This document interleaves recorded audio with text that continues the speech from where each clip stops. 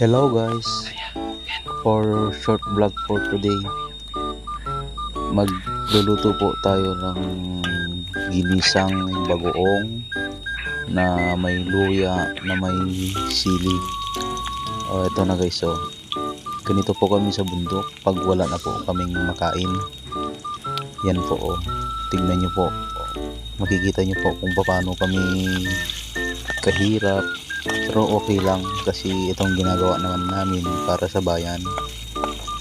Tignan nyo guys, ayan gigisa ng mabuti po yung luya natin hanggang sa mag brown.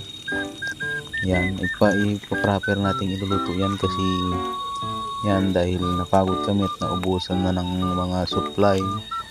Yan, ito na lang yung natitirang way. Ito na pala yung way na gumagawa kami ng ulam namin na survive.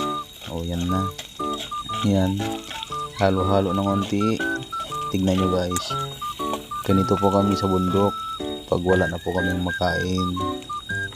Bali nasa 3 months mahigit po kami rito po. Ayan nilagay niya na po yung bagoong. Ayan, hanggang sa pakulo niya lang yan guys, tapos magmantika yan, ilalagay niya na yung sili. Tignan nyo, parang nagmukhang dinuguan pero bagoong po yan.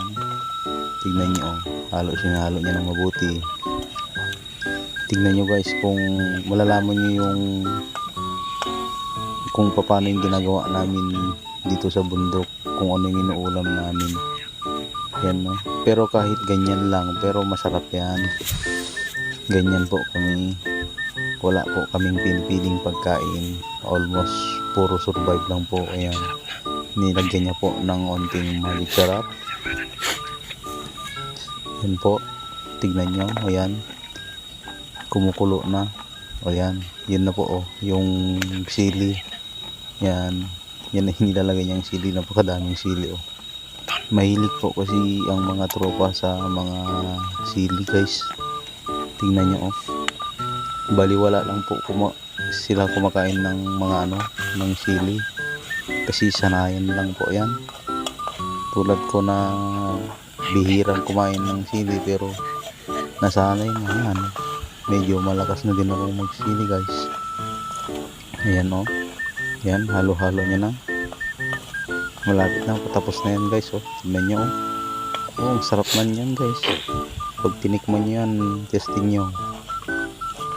Yan tignan nyo maluluto na yan, nagmamantika na guys. Tignan nyo, testing nyo yan guys, para tip lang yan sa mga walang ulam.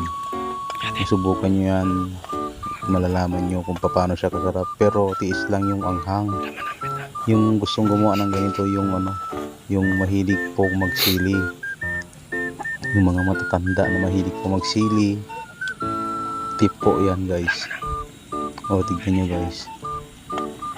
Yan, patapos na yan kasi natututong na. Yan titikman na ng tropa.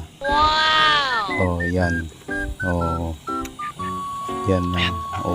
Maanghang siguro kaya ganyan. Tignan nyo guys. Yan na. Luto na siguro yan guys, kaya papatayin niya na siguro yan.